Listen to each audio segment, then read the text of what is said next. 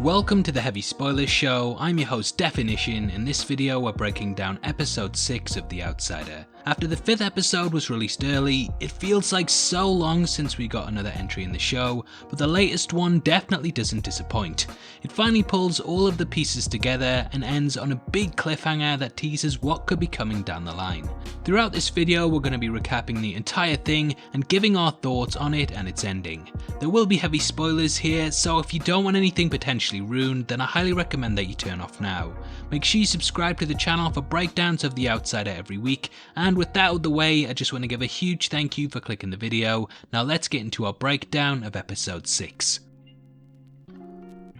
Okay, so episode 6 very much centers around the titular character wishing to put an end to the investigation by any means necessary. Last week, Holly deduced that the monster currently living in Cherokee City fed on grief, and with Ralph getting rid of the loss of his son from his mind, he's now free of its trappings. The episode opens with Holly wanting to go see Ralph about what she's concluded. As Arthur Conan Doyle had Sherlock Holmes state, once you eliminate the impossible, whatever remains, no matter how improbable, must be the truth.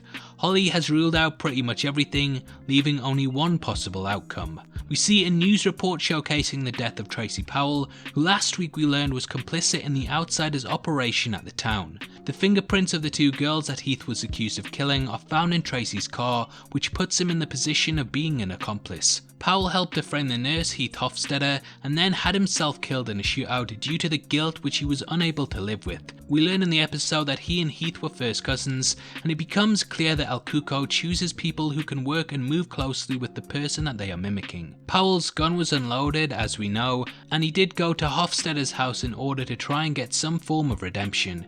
Powell did say that the Outsider had screwed both him and Hofstadter over, and it is likely that he will do the same to Jack, who plays a big role in this episode. Holly gets a bus across the country because a car broke down last time, and she notices the boils and scarring on the back of Tracy's neck in a photograph. She too has a vision of the character, who tells her to look out of the front window. Believing that the bus is crashing, she runs to the front screaming, but it's revealed that it's all in her head. This actually almost causes the bus to crash itself, and it gives the notion that if the characters get in the way, there could be worse consequences for them than what was originally going to happen. Once more, it shows that the Outsider is able to terrorize targets in their dreams and make them see things and visions. This has happened to several characters in the run so far, including Jessa, Cons, and of course Ralph's wife Jeannie. It is possible that Ralph's vision of his son was a manifestation of the Outsider, but personally, I believe it was actually his son, as it left a hopeful message rather than the one of doom that the Outsider tends to bring. Ralph does question this in the episode, but that's just how I took it. It keeps sending these visions because it wants the investigation to end at all costs, and similar to Pennywise, it is able to manipulate people into leaving it alone. This was a big part of the book It, in which the killer clown would mentally manipulate the police into not looking further into the disappearances of children, and it's clear the Outsider moves in a similar manner. Whilst it's putting big roadblocks in the way, the biggest one actually comes in the form of Ralph, who refuses to believe that anything supernatural is going on. Similar to the source material, he is the most difficult to convince, and it exemplifies how the Outsider has managed to carry out its crimes for so long.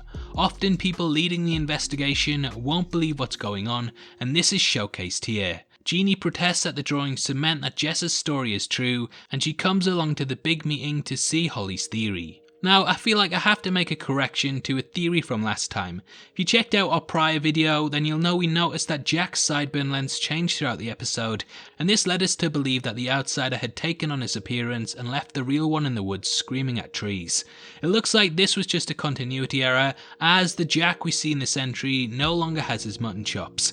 I even went back through the season to check how they appear from time to time, and yeah, it looks like they just messed up the length of them. That doesn't mean that the Outsider isn't slowly turning into Jack, but I think that the more likely conclusion is it is in fact turning into the strip club bouncer. El Cuco is clearly closing in on him, and we learn that he's on parole as well. This would make him easier to frame, as those with a criminal past often look more suspicious. Also, I have seen some people saying that this drawing is Jack, but it is more like Terry to me due to the hair, which as we see disappears as the creature's face does. We know in the case of Terry that the outsider often cuts people to take their DNA and then use it to transform into them, and as this happened with the bouncer early on, and not in the case of Jack, it is more likely that this is what's going on. The outsider tends to pick its targets early due to the time it takes to transform, and as the bouncer was cut all the way back in episode 1, I definitely think that that's what's going on. Jessa describes the outsider once more to newly formed professional sketch artist Jeannie,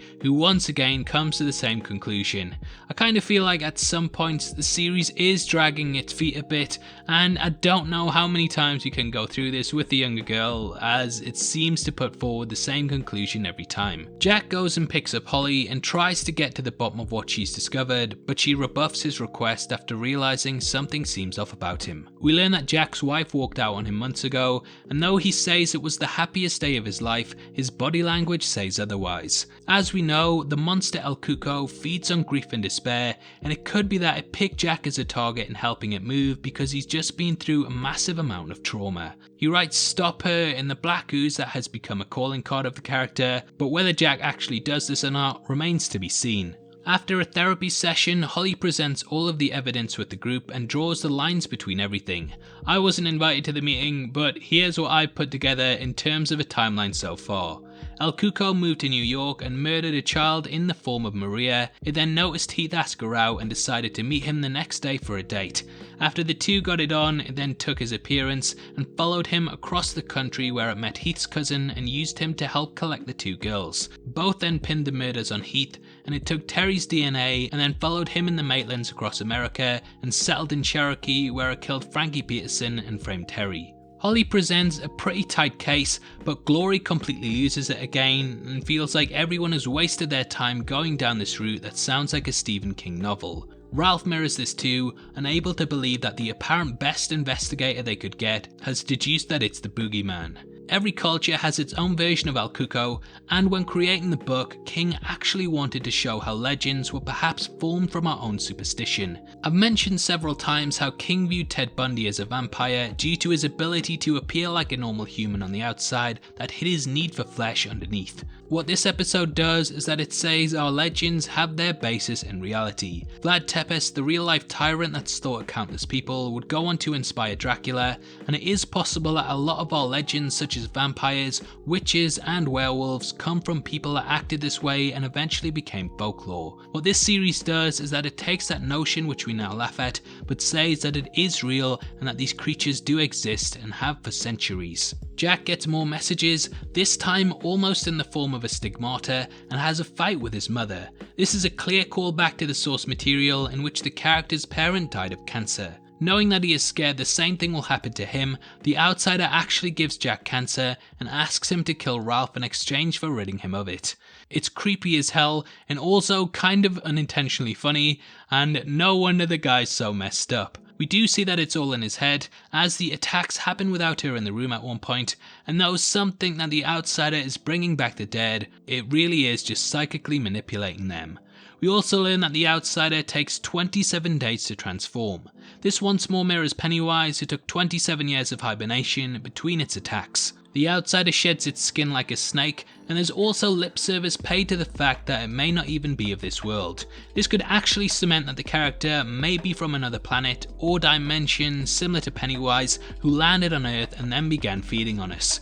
I know you're rolling your eyes right now, but they rolled their eyes at Holly too. Ralph flat out won't believe that El Cuco exists until Holly does a new trick that I'm going to be doing with my iPhone to see if my wife's had anyone over.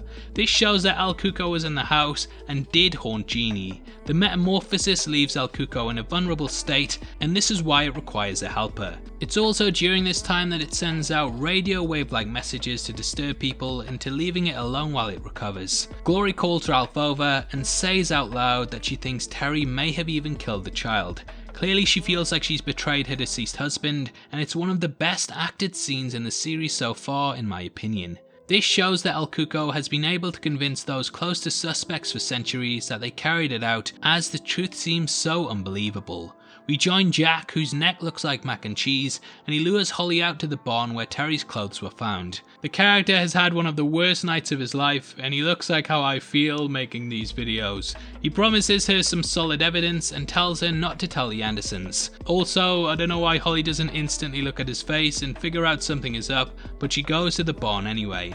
Along the way she sees the rash on his neck and knows that she's in trouble. With nowhere to go, Jack grabs the wheel and forces her in the direction of the barn. But what happens next? Well, Holly isn't killed by Jack, if that's what you want to know, and now that he's exposed himself, the net is closing in. With this being carried out by the character, it confirms Holly's theories that El Cuco is behind it all, and from the preview next week, it looks like the two are talking about the beast and why it has taken Jack. Now there is going to be some spoilers for the book here, so if you don't want to know anything at all, as I know a lot of you just want to go into the episodes as blind as possible, then thanks for sticking with the video this far, and hopefully I'll see you next week. In the source material, Jack actually gets a rifle, and at a sniper location tries to shoot Ralph as he descends on El Cuco's hideout. Here though, I think they're going to switch it up a bit and have this shootout take place at the barn. In the trailer for next week, Ralph says that he knows that Jack has taken Holly, and I think that this standoff will happen at the barn with Holly being a hostage. El Cuco, as we know, is out in the woods, and it's unlikely that it would be hiding at the barn waiting for Holly. It also looks like Jack may be the one to end his own life, as he puts a gun in his mouth at one point. This of course mirrors Tracy, and they sort of did set this up in the prior episode. I don't think you'll get the chance though, and I think this shot is just something significant of his pain rather than how he goes out. Overall, the episode was a great watch, and I'm really glad they're finally pulling it all together. I feel like it's ramping up, and who knows, if the outsider loses Jack as an ally in the next episode, it may be forced to step forward and reveal itself. Now obviously I'd love to hear your thoughts on episode 6 and what you've thought of the season so far. Comment below and let me know, and if you enjoyed this video then please give it a thumbs up, and make sure you check out our big video yesterday in which we go over the insane details we noticed in Avengers Endgame after binge watching the MCU. It's one of the best I've ever done, so please give it a watch after this. If you want to support the channel from as little as 99 cents a month, then please click the join button below. You get access to content early and we massively appreciate it, as it goes a long way to helping videos like this get made. If you want to come chat to us after the show, either follow us at DefinitionYT or click the Discord link in the description below. Every month we give away free movies to people who are subscribed to the channel, and this month you can win Dr. Sleep, and all you have to do is comment on a video and make sure you subscribe with notifications on. The more videos you comment on, the more you have a chance of winning, so make sure you get involved. The winner is going to be chosen at random on the 15th of February, and the set will be shipped out from then to whoever gets the prize, so best of luck to everyone who takes part. This is a channel for people who are never missing television, so if that's the kind of thing you like, you need to subscribe to Definition. Thanks again for taking the time to watch this. You've been the best, and I'll see you next time. Take care, peace.